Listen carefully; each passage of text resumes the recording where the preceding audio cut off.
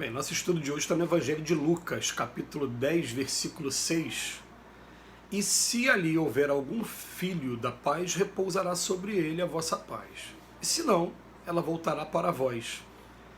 São palavras de Jesus e que Emmanuel comenta na lição 65 do livro Vinha de Luz, Cultiva a Paz. Em verdade, há muitos desesperados na vida humana. Mas quantos se apegam voluptuosamente à própria desesperação? Quantos revoltados fogem à luz da paciência? Quantos criminosos choram de dor por lhes ser impossível a consumação de novos delitos? Quantos tristes escapam voluntariamente às bênçãos da esperança? Para que um homem seja filho da paz, é imprescindível trabalhar intensamente no mundo íntimo, cessando as vozes da inadaptação à vontade divina e evitando as manifestações de desarmonia perante as leis eternas. Todos rogam a paz no planeta atormentado de horríveis discórdias, mas raros se fazem dignos dela. Exigem que a tranquilidade resida no mesmo apartamento onde mora o ódio gratuito aos vizinhos. Reclamam que a esperança tome assento com a inconformação e rogam a fé lhes aprove a ociosidade no campo da necessária preparação espiritual. Para a esmagadora maioria dessas criaturas comodistas, a paz legítima é a realização muito distante.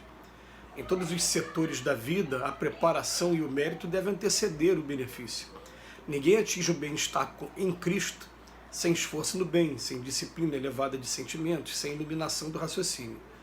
Antes da sublime edificação, poderão registrar os mais belos discursos, vislumbrar as mais altas perspectivas do plano superior, conviver com os grandes apóstolos da causa da redenção, mas poderão igualmente viver longe da harmonia interior que constitui a fonte divina e inesgotável da verdadeira felicidade, porque se o homem ouve a lição da paz cristã sem o propósito firme de se lhe afeiçoar, é da própria recomendação do Senhor que esse bem celestial volte ao núcleo de origem como intransferível conquista de cada um. Bem, agora foi tomado o tema da paz e Emmanuel aproveita um versículo do Evangelho de Lucas que Jesus está falando para os discípulos, fala, ide e pregai. Quando chegar na casa das pessoas, né, você vai falar assim, que a vossa paz, a paz esteja presente nesse ambiente. E se aquele ambiente não for merecedor da paz, a paz voltaria para aquele que a desejou. Inclusive ele usa uma simbologia, falando depois, né, limpar a poeira da sandália, quer dizer, não guardar mágoa, não guardar nenhum ressentimento, e continuar o seu trabalho, porque quem faz o trabalho de divulgação, né, de alguma maneira, toda vez que você vai lidar com o público, você sempre vai ter algumas surpresas desagradáveis que a gente tem que aprender a superar e entender que é normal do ser humano. Mas o que ele vem falar aqui pra gente é uma lição muito profunda para cada um de nós, pelo menos para mim é muito profunda, né? Porque a gente deseja muito a paz, mas a gente se questiona assim, ó, eu estou construindo a paz dentro de mim mesmo? Porque olha os exemplos que ele utiliza aqui, né? Quantos criminosos não choram de dor só porque não está sendo agora possível ele continuar cometendo novos delitos?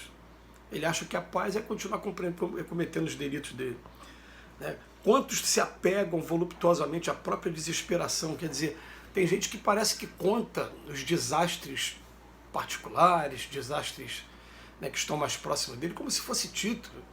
Eu já vi conversas de falando, eu tive doença tal, e você não sabe o que é nada, eu tive isso, e fica um contando coisas piores do que o outro, como se aquilo fosse um troféu, né, que fosse um merecimento para cada um. E ele vem falar aqui pra gente, como é que a gente vai desejar paz, rogar a paz, sem se tornar digno dela, né? A gente está rogando a paz, mas dentro do próprio ambiente que a gente vive, a gente não consegue ter a paz, às vezes, dentro da nossa própria casa, ou quando tem dentro da própria casa, não consegue manter a paz com os nossos vizinhos, com as pessoas que estão próximas da gente. Como é que a gente vai desejar a paz dessa maneira, né?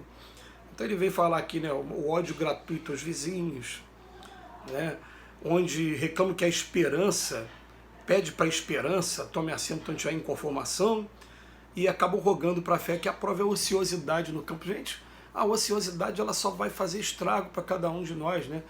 Eu me lembro aqui no livro dos Espíritos vem falando, né, quais são as causas de suicídio. Saciedade, ociosidade e falta de fé.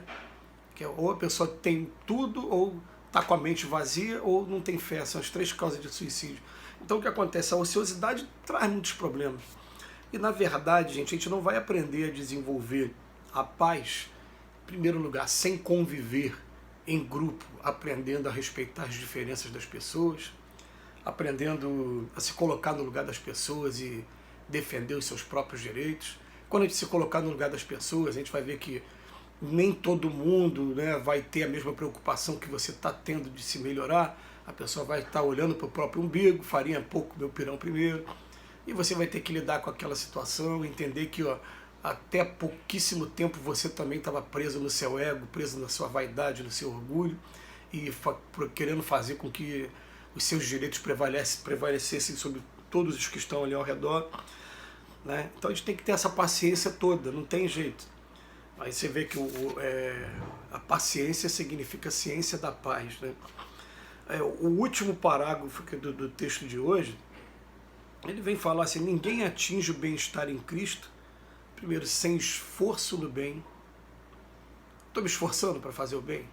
Ah, que bem, estou me esforçando para perdoar, para compreender, se colocar no lugar das pessoas.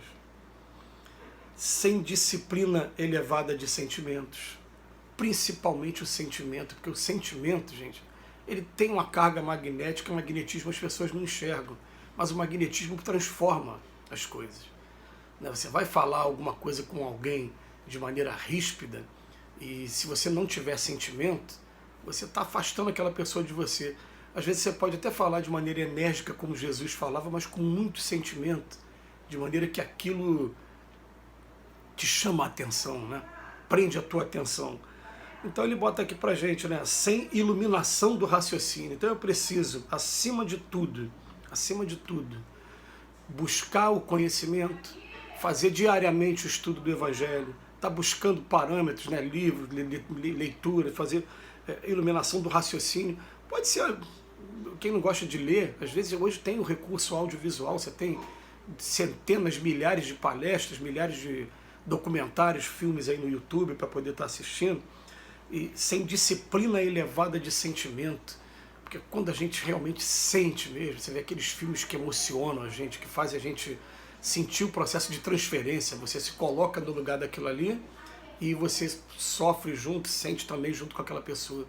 Uma vez eu ouvi uma frase que me marcou muito, falou que o médium, quando ele atinge mesmo um ponto de trabalho com Cristo, ele sofre sim, junto com cada espírito que se comunica com ele. Não tem como fugir disso. Ele não pode se tornar uma pessoa inerme a isso, né? Indiferente a isso. Você acaba sentindo, e isso é interessante. Eu fico vendo assim a biografia de Chico Xavier, né? Chico Xavier toda noite chorava junto com as mães que perderam os filhos. Quando terminou aquilo ali, o que acontece? Ele se levantava, e tem muita coisa para ser feita ainda, e continuava seu trabalho, não se deixava ficar, né, prostrado por conta daquele sentimento da mãe que perdeu o filho. Isso não ia acontecer com ela, não tem jeito, com ele, não tem jeito. Então a gente tem que aprender em primeiro lugar, iluminar o nosso raciocínio, buscar a disciplina do sentimento elevado, né, e principalmente esforço.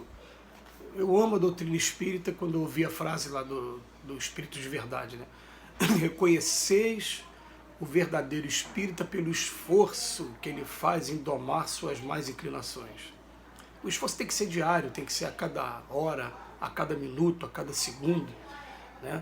E quando a gente começa a fazer isso, a voz da consciência acusa quando a gente dá aquela relaxada, mostrando pra gente: pô, você estava indo tão bem e agora relaxou, vamos levantar a cabeça e vamos continuar. E assim a vida vai seguindo, a gente vai tomando o nosso rumo, a gente vai fazendo o nosso caminho, e a gente não pode parar jamais.